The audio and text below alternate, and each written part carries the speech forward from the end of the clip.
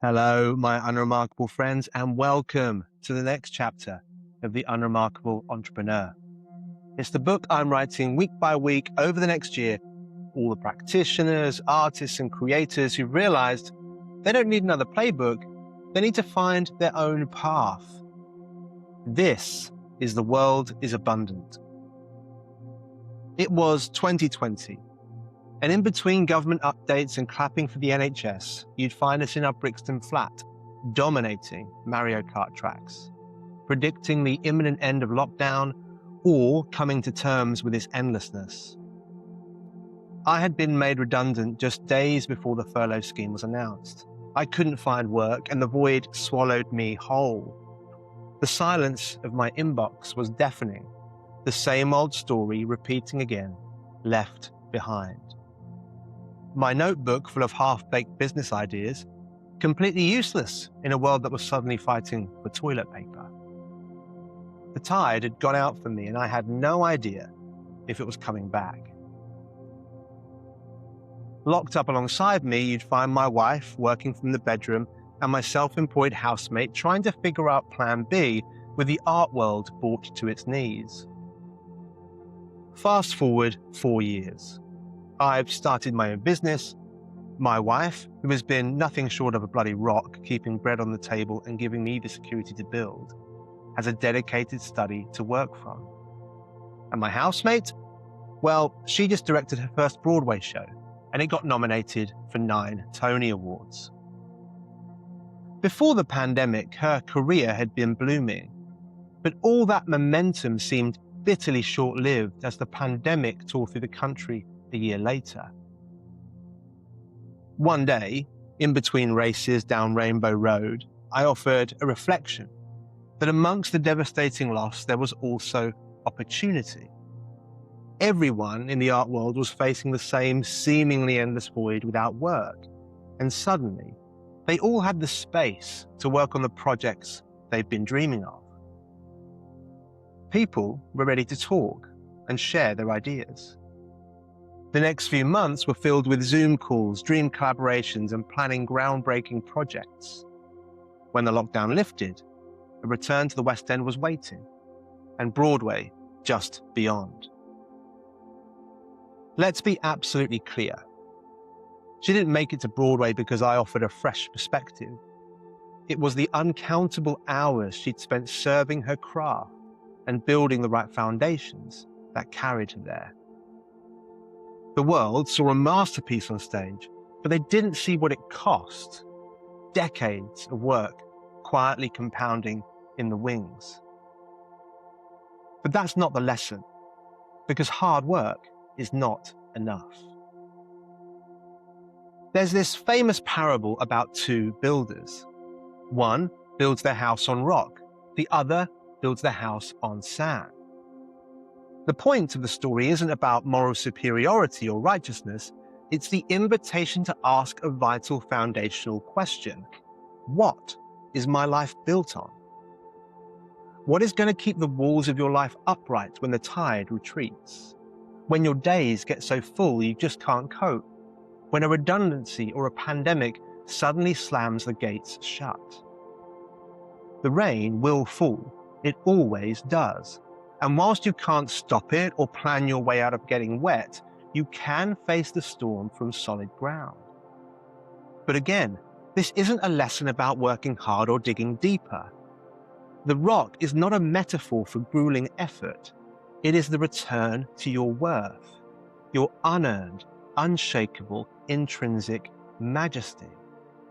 A posture that allows you to notice the bounty when everyone else sees a barren void. Like my friend, if you feel a sense of uncertainty or emptiness ahead, you're facing opportunity too. You might just be in the midst of a slow reveal. Endless books will tell you a story where someone worked hard and got their prize, and there's some truth to that. Decades of discipline, effort, and serving the work made my friend a trusted creative partner. But her gift in those moments wasn't having certainty in the storm. It was the confidence to respond to the abundance at hand. Yes, Decades of building her capacity meant she had the skills to meaningfully do so. But she had also developed the ability to notice what was emerging. And crucially, she didn't operate from anxiety and say yes to everything. She had the clarity and confidence to choose. She was the moon. With deep foundations and creative awareness, she could direct the tide. My career had taught me to notice something else: insecurity. Every company-wide redundancy warning a final judgment. And for a long time, stepping into entrepreneurship didn't set me free. It amplified that fear. I carried those insecurities with me, and I started building on sand. I believed that success, attention, and credibility were finite, an oasis in an otherwise arid landscape. I believed opportunity was scarce, so I scrambled to be seen. Even now, I am a terrible entrepreneur by any measure the world could think to apply. But as an artist, I found where to draw the line. I create content that's an extension of who I am. I spend time with my son, and I sit on calls with battling creators who are ready to build differently because they're built differently. I'm not writing to you right now with riches that prove anything, or an audience that says I've made it. That void endures. But just yesterday, I sat with an artist. We have no prior relationship. She just happened upon one of the chapters of this book on Substack and saw herself in the words. After a few messages back and forth, I invited her to join my private community for practitioners. For us both, it's the opportunity to develop our practice in good company. And for me, it's a reminder that I'm standing on the edge of something significant, a practitioner with a specific gift for a specific group of people at a specific moment.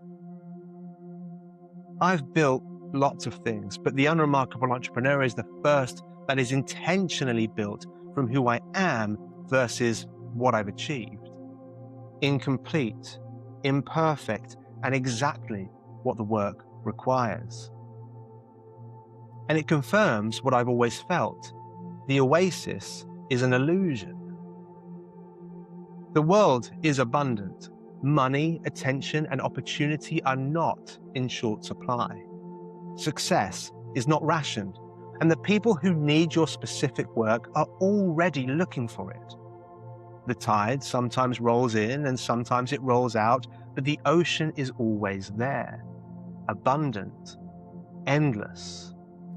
Once you notice this abundance, your entire posture changes. You stop worrying about competition.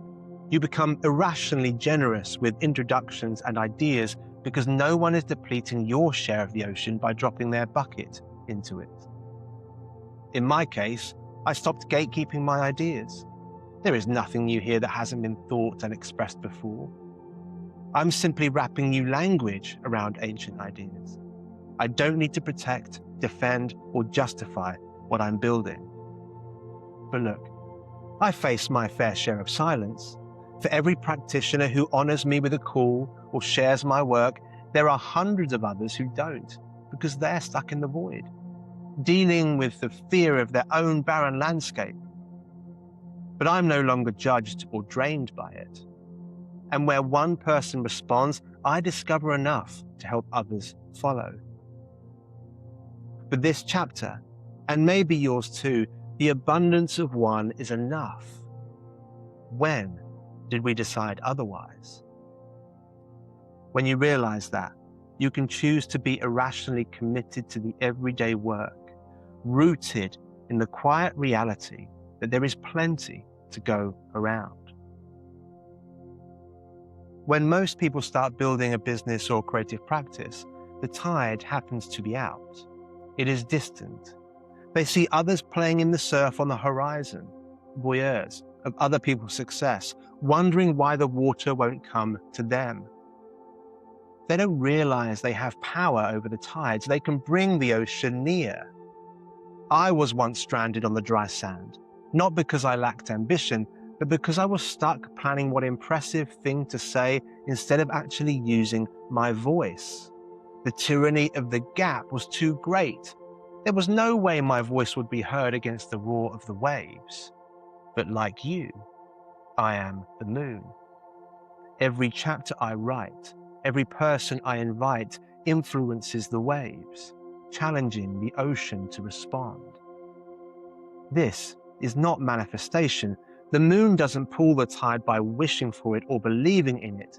It directs the waves by simply being what it is. It would be easy for me to wrap this movement by declaring, "Your mess is a story worth telling, and your majesty reveals you have a voice worth hearing. Use it." But to the exhausted practitioner in a barren land, I would be doing you a disservice. It's true, there are thousands of people who are looking for your particular brand of weird, but when the landscape feels barren, the void endless, and the oasis of shortcuts ever so tempting, it's easy to forget that the water is bitter. So instead, let me ask you, what would you ask for if you weren't afraid of the answer? Who would you reach out to if rejection didn't sting? What conversation would you start if you didn't need to control where it went? Your questions and your invitations are like the moon's pull, powerful, influential. They direct the movement of the water. This is where your moon begins to rise, where you create space for your majesty to speak, where you naturally invite like an artist and influence the conversation, where you cease trying to overcome what you lack, where responses become information to respond to, not judgments to survive. Truth is, abundance isn't a mindset shift, it's just a reality. And just like your majesty, it isn't diminished just because you don't happen to feel it in any given moment. The gravity remains. And where one person responds, others will follow. You'll find them on the opposite shore, standing in the rubble of their own story, facing their own void, waiting for the relief of a campfire built by someone who shares their scars.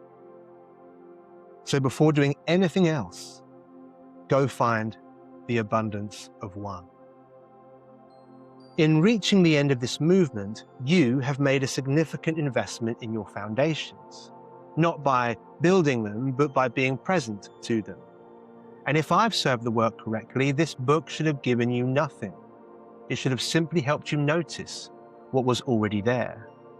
Your best work, found, not chosen.